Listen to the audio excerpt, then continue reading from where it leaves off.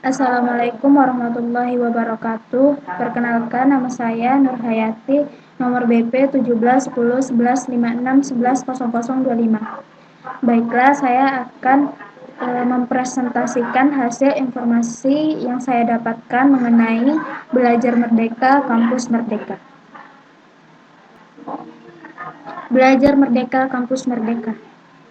Kementerian Pendidikan dan Kebudayaan Kemdikbud melalui Direktorat Jenderal Pendidikan Tinggi sosialisasikan 5 Peraturan Menteri Pendidikan dan Kebudayaan Permendikbud sebagai payung hukum dari implementasi 4 kebijakan baru Kemendikbud bidang pendidikan tinggi di ruang auditorium Gedung D Kemdikbud Jakarta pada Kamis tanggal 6 bulan 2 2020. Peraturan Mendikbud Permendikbud sebagai landasan penerapan Merdeka Belajar Kampus Merdeka yaitu Permendikbud Nomor 3 Tahun 2020 tentang Standar Nasional Pendidikan Tinggi, Permendikbud Nomor 4 Tahun 2020 tentang perubahan perguruan tinggi negeri menjadi perguruan tinggi badan hukum, Permendikbud Nomor 5 Tahun 2020 tentang akreditasi program studi dan perguruan tinggi, Permendikbud Nomor 6 Tahun 2020 tentang penerimaan mahasiswa baru program sarjana pada perguruan tinggi negeri dan Permendikbud Nomor 7 tentang pendirian, perubahan, pembubaran perguruan tinggi negeri dan pendirian, perubahan dan pencabutan izin perguruan tinggi swasta. Menteri Pendidikan dan Kebudayaan Nadiem Makarim. Peluncuran program Kampus Merdeka disampaikan Mendikbud Nadiem pada media dalam rapat koordinasi kebijakan pendidikan tinggi di Gedung D, Kantor Kemendikbud, Jakarta, Jumat, tanggal 24 bulan 1 2020. Ini tahap awal untuk melepaskan belenggu agar lebih mudah bergerak. Kita masih belum menyentuh aspek kualitas, akan ada beberapa matriks yang akan digunakan untuk membantu perguruan tinggi mencapai targetnya, ujarnya. Nadiem menjelaskan, kebijakan Kampus Merdeka ini merupakan kelanjutan dari konsep Merdeka Belajar. Pelaksanaannya paling memungkinkan untuk segera dilangsungkan. Hanya mengubah peraturan menteri, tidak sampai mengubah peraturan pemerintah ataupun undang-undang. Mendikbud menerangkan bahwa paket kebijakan Kampus Merdeka ini menjadi langkah awal dari rangkaian kebijakan untuk perguruan tinggi. Kampus Merdeka mengusung 4 kebijakan di lingkup perguruan tinggi. 1. Sistem akreditasi perguruan tinggi. Dalam program Kampus Merdeka, program reakreditasi bersifat otomatis untuk seluruh peringkat dan bersifat sukarela bagi perguruan tinggi dan prodi yang sudah siap naik peringkat. Akreditasi yang sudah ditetapkan Badan Akreditasi Nasional Perguruan Tinggi (BANPT) tetap berlaku selama 5 tahun, namun akan diperbarui secara otomatis.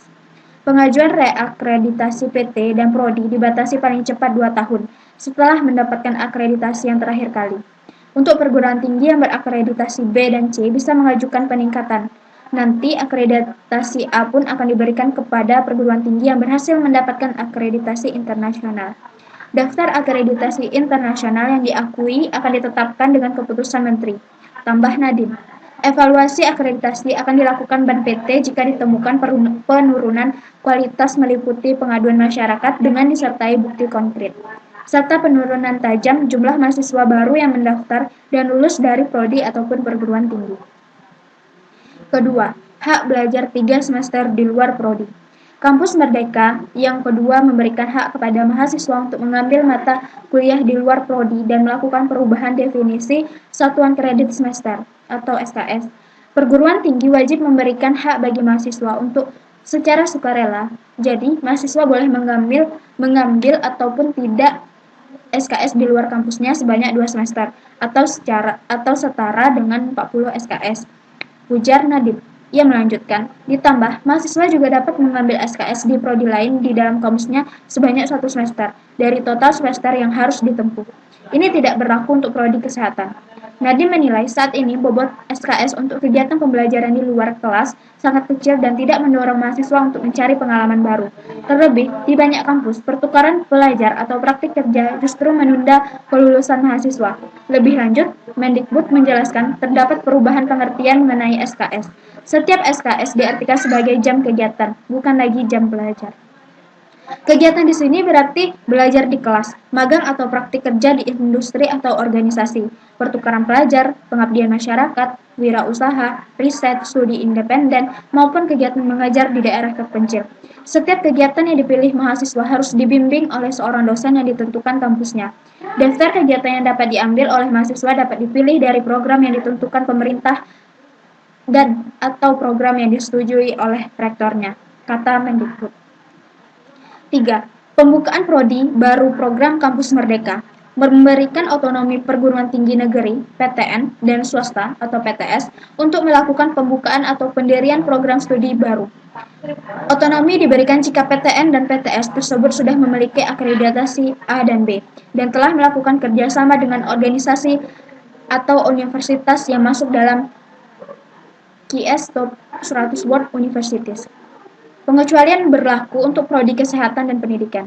Ditambahkan oleh Mendikbud, seluruh prodi baru akan otomatis mendapatkan akreditasi C.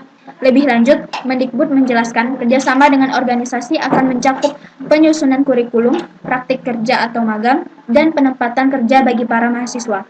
Kemudian, Kemendikbud akan bekerjasama dengan perguruan tinggi dan mitra prodi untuk melakukan pengawasan. Tracer studi wajib dilakukan setiap tahun. Perguruan tinggi wajib memastikan hal ini diterapkan, ujar Mendikbud Nadif. Keempat, kemudahan menjadi PTN BH Kebijakan Kampus Merdeka. Yang ketiga, terkait kebebasan bagi PTN, Badan Layanan Umum BLU, dan Satuan Kerja atau Satker untuk menjadi PTN Badan Hukum PTN BH. Kemendikbud akan mempermudah persyaratan PTN BLU dan Satker untuk menjadi PTN BH tanpa terikat status akreditasi. Baiklah, itulah hasil informasi mengenai belajar merdeka, kampus merdeka yang saya dapatkan. Mengenai hal yang saya telah tampilkan tadi, menurut saya dari kebijakan Menteri Pendidikan ini selalu ada pro kontra di dalam masyarakat. Jadi kita seharusnya tetap ikuti dan tetap terapkan mungkin kebijakan tersebut di beberapa kampus, dan jika kebijakan itu efektif mungkin dapat diteruskan dan dilanjutkan di seluruh kampus di Indonesia. Dan misalkan kebijakan itu tidak efektif, maka harus dievaluasi lagi kebijakan tersebut. Sekian presentasi dari saya ucapkan terima kasih. Saya akhiri. Wassalamualaikum warahmatullahi wabarakatuh.